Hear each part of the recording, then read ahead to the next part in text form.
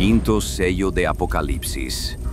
Atrocidades en el nombre de Dios. El quinto sello se rompe ya. Voces que suben sin final. Justicia claman sin cesar. ¿Hasta cuándo, mi Dios?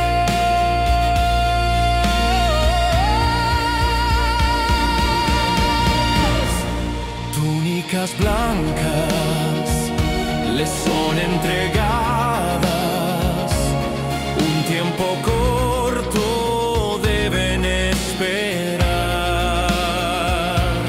Otros hermanos han de ser muertos, su sangre unirse al clamor total.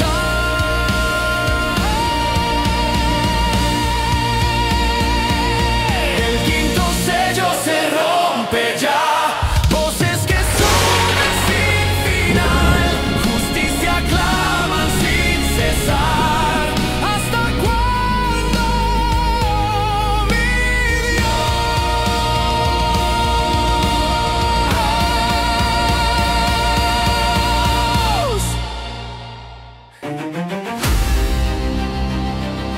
Este es un canal donde las profecías no se interpretan por razonamientos humanos, sino a la luz de las Escrituras, como verdaderamente Dios lo dice.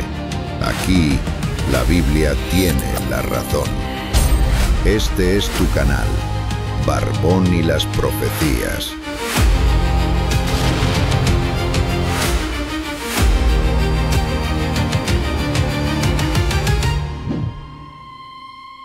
Y nuevamente sean todos bienvenidos a este canal, Barbón y las Profecías, donde las cosas se dicen tal y como están escritas. Mi nombre es Yasmani Risco Barbón y ya sabes que tienes un hermano en la fe, que al igual que tú está luchando para ser salvo, porque yo quiero salvarme. Y Dios es real. Aunque hay muchas personas que no creen en Dios porque no lo ven, no hay otra razón, porque no lo ven. Dios es real. Hay muchas cosas y el que busca, encuentra. Este sello es el quinto sello de la historia de la humanidad. Y los sellos son 7 periodos por los cuales estaría pasando el pueblo de Dios desde que Cristo se fue hasta que Cristo regrese nuevamente. Pero antes de continuar, por favor, échate para acá. Necesito que todo aquel que pueda suscribirse, comentar, darle a la campanita, en fin, todo lo que tenga que ver con que el algoritmo te recomiende estos videos en caso que te estén gustando a otras personas, por favor, apóyenme en eso. Se los voy a agradecer de todo corazón y Dios sabe que lo estoy diciendo de todo corazón. Entonces, si ya tienes tu papelito y con qué escribir, prepárate que ahora esto sí comienza. Y este video se llama Atrocidades en el nombre de Dios. Así que ya sabes cómo está esto.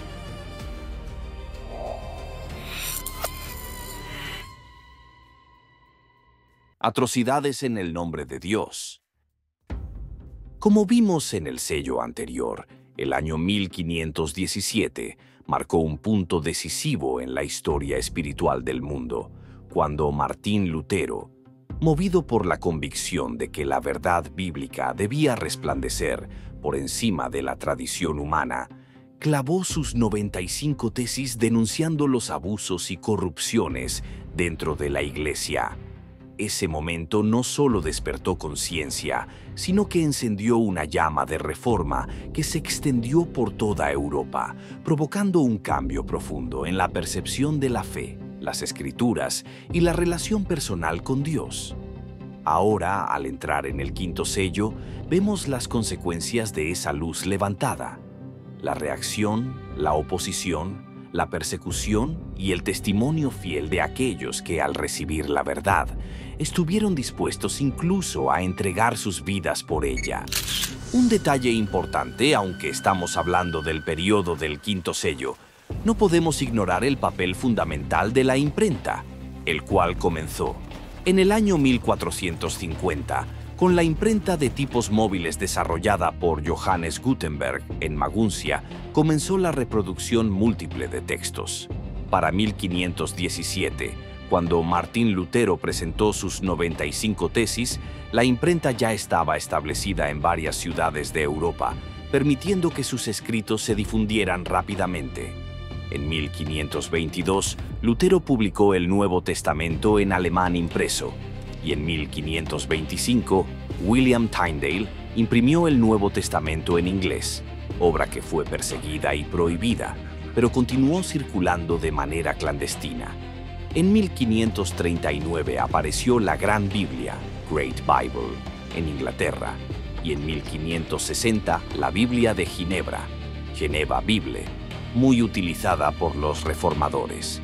A medida que la Biblia empezó a imprimirse y a ponerse en manos del pueblo, se intensificaron las censuras, confiscaciones y persecuciones, pues la lectura personal de las Escrituras quebraba el control religioso establecido.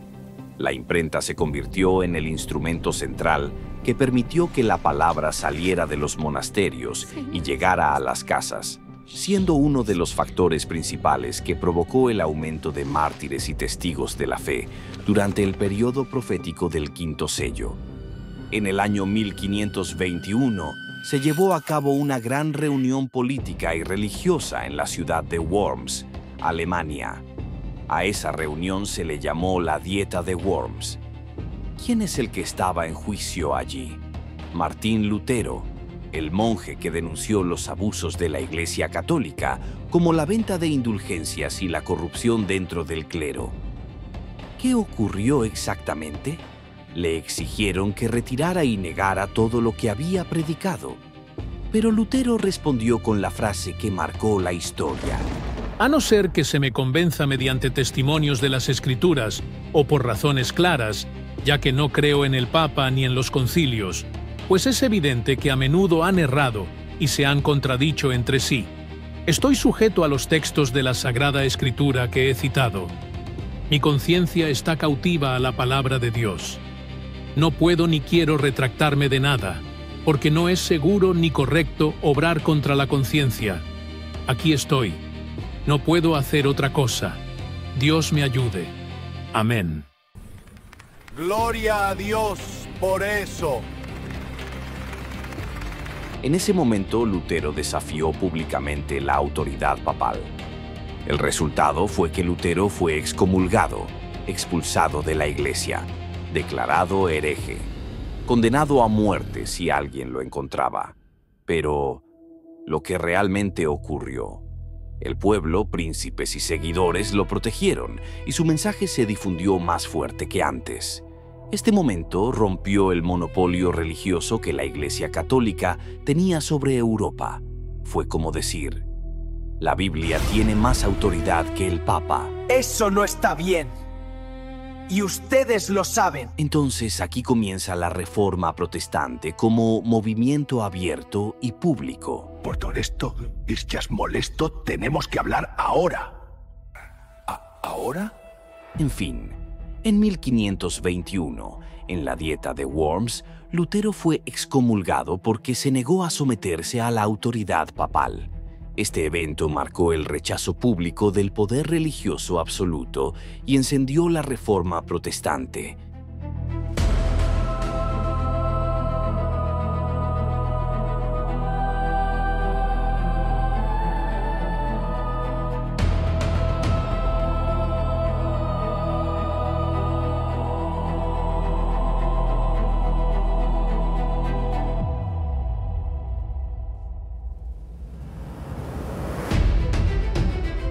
Pero todas estas cosas se interpretan a la luz de las profecías bíblicas, y para eso vayamos a lo que dice el quinto sello de Apocalipsis, para ver si verdaderamente coincide con lo que la historia nos dice.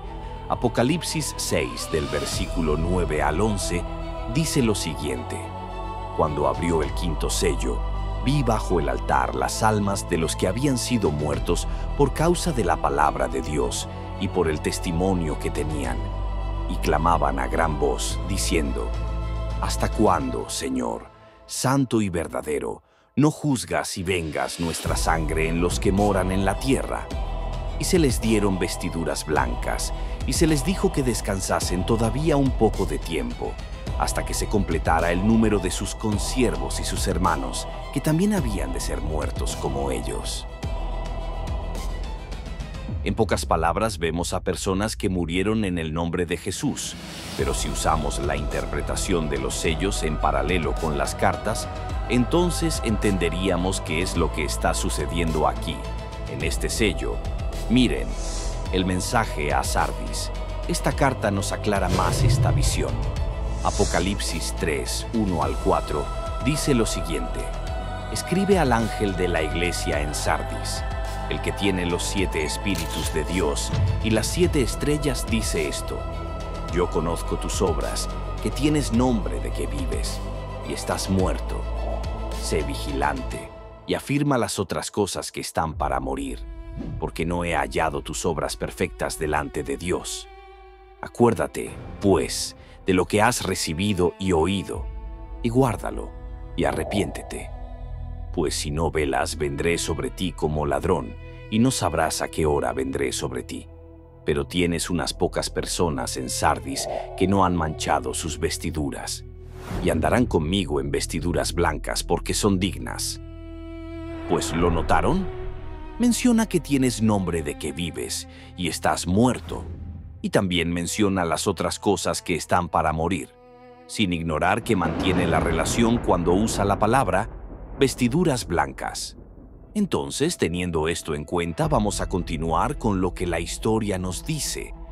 En 1540, fundación de la Orden Jesuita. Este es el contraataque organizado de la Iglesia de Roma, pues en 1534 la Iglesia Católica creó una nueva orden religiosa, la Compañía de Jesús, más conocida como los Jesuitas. Su fundador fue Ignacio de Loyola, un soldado español convertido en religioso. Pero esta orden no fue creada simplemente para predicar. Fue establecida con un propósito estratégico y directo: detener el avance de la Reforma Protestante. En contexto, la Reforma Protestante estaba creciendo rápidamente. La Biblia se estaba traduciendo a lenguas comunes. La autoridad del Papa estaba siendo cuestionada. Miles de personas abandonaban la Iglesia romana. Roma necesitaba responder, y lo hizo organizando un contraataque religioso, intelectual y político. El objetivos principales de los jesuitas era defender la autoridad del Papa como supremo gobernante religioso, neutralizar el pensamiento protestante mediante debate teológico, educación, infiltración política, misión religiosa organizada, controlar la enseñanza, estableciendo colegios y universidades, expandir la influencia del catolicismo por Europa y el mundo. Y su estrategia era formar líderes y gobernantes con mentalidad católica, las cuales hoy todavía existen. Misiones, viajes globales a Asia, América y África, expansión de la influencia religiosa. Política, asesoraron reyes, príncipes y gobernantes, influencia en leyes y decisiones de Estado. Teología, debate y contrainterpretación bíblica. Desactivar el mensaje protestante. Los jesuitas tomaban un voto especial: obediencia absoluta al Papa. Su lema era Ad Majorem Dei Gloriam, a mayor gloria de Dios, interpretada bajo autoridad papal. Pero a nivel histórico, la Reforma los identificó como una fuerza de inteligencia espiritual, política y estratégica. Dentro de este sello también notamos que entre los años 1545 y 1563 ocurrió algo muy importante en la historia de la Iglesia: el Concilio de Trento. Fue básicamente la respuesta del catolicismo frente al crecimiento de la Reforma Protestante. Allí se confirmó nuevamente la autoridad del Papa y se declaró que solo la Iglesia podía interpretar la Biblia, prohibiendo que la gente la leyera y la entendiera por sí misma. Esto provocó que muchos que buscaban acercarse a la palabra de Dios fueran perseguidos, silenciados y hasta condenados. Fue un tiempo difícil, donde la verdad parecía estar siendo escondida, pero aún así, muchos hombres y mujeres se mantuvieron firmes, fieles, y no negaron su fe. Entre los años 1553 y 1558, Inglaterra vivió un tiempo oscuro bajo el reinado de María I, conocida históricamente como María la Sangrienta. Ella buscó restaurar el catolicismo en Inglaterra por la fuerza, persiguiendo a todo aquel que defendiera la reforma protestante. Cientos de creyentes fieles fueron arrestados, juzgados y ejecutados públicamente, muchos de ellos quemados vivos. Sus historias quedaron registradas en un libro histórico muy importante llamado El Libro de los Mártires, de John Foxe, donde se narran sus testimonios, su firmeza y la fe que sostuvieron hasta el final. Fue una época de dolor, pero también de valentía y fidelidad a la palabra de Dios. 1572. La masacre de San Bartolomé. En la madrugada del 24 de agosto de 1572, en París, mientras la ciudad dormía, sonaron las campanas de la iglesia de San Germán. Esa campana fue la señal. Miles de hugonotes, cristianos franceses que seguían la Biblia y rechazaban la autoridad absoluta del papado, fueron atacados de forma repentina. Lo que parecía una invitación de paz se convirtió en una trampa. Habían sido llamados a París para asistir a una boda que supuestamente uniría a católicos y reformados, pero aquella boda fue solo el disfraz. La corte francesa, bajo la influencia de la reina Catalina de Médici, organizó un plan de exterminio premeditado. Cuando la campana sonó, las puertas de la ciudad se cerraron. No había salida. Familias completas fueron asesinadas en sus hogares. Ríos se tiñeron de rojo. Las calles se llenaron de cuerpos. La persecución se extendió por toda Francia durante semanas. Se estima que entre 5.000 y 30.000 cristianos fueron asesinados solo por su fe, solo por mantener la palabra de Dios como su autoridad. Este evento se convirtió en uno de los símbolos más fuertes del quinto sello. Las almas de los que fueron muertos por causa de la palabra de Dios y por el testimonio que tenían. Apocalipsis 6:9. Los fieles clamaban con su sangre: Señor, ¿hasta cuándo? Ahora bien, aunque ya hablamos de los valdenses, su historia no termina allí. Y si vuelve a aparecer aquí, dentro del quinto sello, no es repetición, es porque el dolor continuó. Los valdenses, ese pequeño pueblo escondido entre los Alpes, permaneció fiel a la palabra cuando casi todo el mundo se había rendido al poder religioso dominante.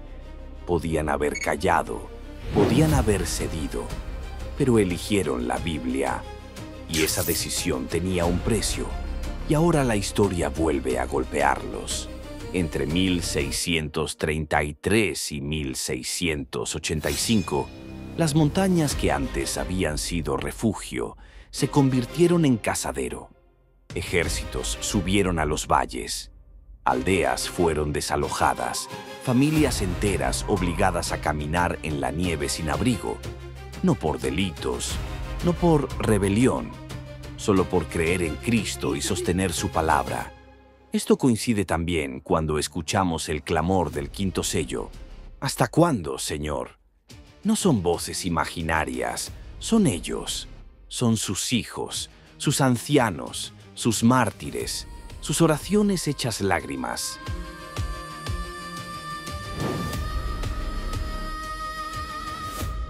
Después, entre los años 1640 y 1685, en Francia, ocurrió una de las persecuciones religiosas más significativas contra el pueblo fiel a la Biblia: la persecución de los hugonotes. Los hugonotes eran cristianos protestantes que habían abrazado la palabra de Dios tal como estaba escrita, sin tradiciones humanas añadidas, y creían firmemente en la salvación por la fe en Cristo. Durante un tiempo ellos habían disfrutado de cierta paz bajo una ley llamada el Edicto de Nantes, el cual les garantizaba libertad para reunirse, adorar y vivir su fe sin ser perseguidos. Sin embargo, esa libertad no duró. En el año 1685, el rey Luis XIV revocó este decreto. A partir de ese momento, se prohibió la predicación y la lectura de la Biblia en público. Sus iglesias fueron cerradas o destruidas. Se les prohibió educar a sus hijos en la fe cristiana bíblica. Muchos fueron obligados a renunciar a su fe bajo amenaza. Miles de ellos se mantuvieron fieles, y por esa fidelidad, muchos murieron. Otros fueron encarcelados, otros fueron enviados a trabajos forzados, y miles tuvieron que huir dejando atrás casas, tierras, familias, historia, todo, con tal de conservar la fe. Se dispersaron a Suiza, Holanda, Inglaterra, Alemania y posteriormente a América, llevando consigo la luz del Evangelio. Por eso se dice que, aunque fueron perseguidos, no fueron derrotados. La palabra de Dios siguió viva en ellos y a través de ellos. Eran como semillas llevadas por el viento. El enemigo quiso arrancarlos, pero al dispersarlos, la verdad se extendió aún más lejos.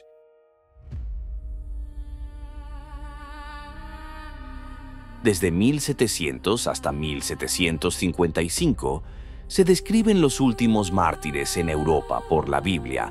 Se registran los últimos mártires europeos que murieron por la fe bíblica. El clamor de estos fieles también recuerdan las palabras de Apocalipsis. Muchos murieron por sostener la palabra de Dios en sus manos, por predicarla o por negarse a renunciar a la fe. Aunque el número de mártires disminuyó con el tiempo, su testimonio perdura y representa la continuidad del clamor de las almas fieles que el quinto sello describe. Este periodo demuestra que, incluso cuando la persecución estaba a punto de terminar, el pueblo de Dios seguía enfrentando pruebas y dejando huella. Y finalmente este sello termina con la apertura del sexto sello, el cual comienza con un evento que cambió la historia, el Gran Terremoto de Lisboa. El 1 de noviembre de 1755, Lisboa vivió uno de los desastres más grandes de la historia registrada. Eran aproximadamente las 9:40 de la mañana, cuando la tierra comenzó a temblar con una fuerza devastadora. ¡Rápido, por aquí! ¡Aguanta, abuelo! ¡Apóyese en mí! ¡Vamos, señora, despacio! Llévate a los niños hacia la plazoleta, ya. No me sueltes, ¿sí? No.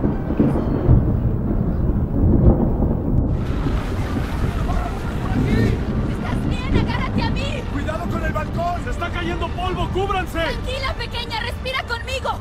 1, 2... ¡Todos hacia la plaza, rápido! Durante cerca de 10 minutos, la ciudad fue sacudida sin tregua, mientras miles de personas se encontraban reunidas en iglesias para celebrar la festividad. El terremoto fue tan intenso que los historiadores modernos estiman su magnitud entre 8.5 y 9 grados, uno de los más poderosos jamás sentidos en Europa. La sacudida inicial no fue todo. Pronto un tsunami golpeó la costa, con olas de entre 5 y 15 metros, arrasando embarcaciones y zonas bajas, y, para completar la tragedia, se desataron incendios que consumieron hogares, edificios y templos, muchos iniciados por velas y estufas en medio del caos.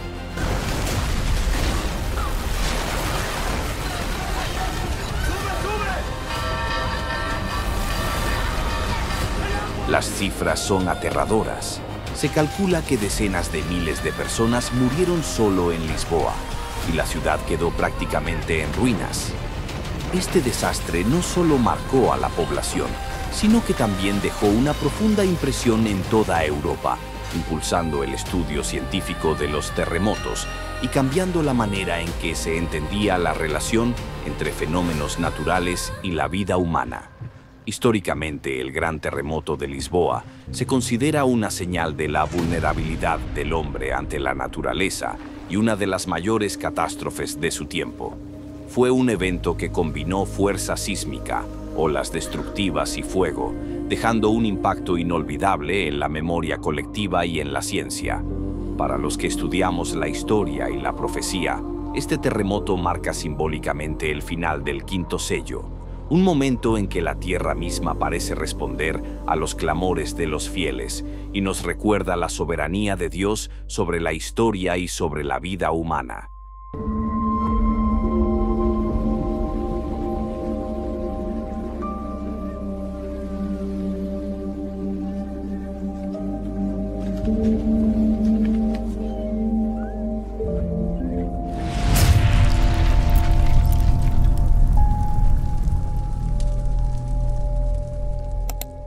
El próximo sello que viene es el más importante. ¿Por qué? Porque es exactamente el sello que va a describir la etapa, o sea, el momento en que nosotros estamos viviendo y cómo debemos prepararnos antes que se abra el séptimo sello. Este sello está muy bueno, por favor no te lo pierdas. Si no has visto ninguno de los sellos anteriores, entra en mi canal y visita. La serie se llama Los 7 sellos de Apocalipsis y mi canal Barbón y las Profecías. Así que ahora pasamos al sexto sello, que este está exquisito. Anuncia lo inevitable. Los pecadores tiemblan bajo el ave. El juicio final no es negociable. Se abren los sellos en el cielo. Marchas divinas bajan con anhelo. Los corazones laten sin consuelo. El juicio final es nuestro duelo. Se escuchan gritos en la cercanía. El peso de los pecados se pronuncia. El tiempo se detiene sin armonía. El juicio final ya se anuncia.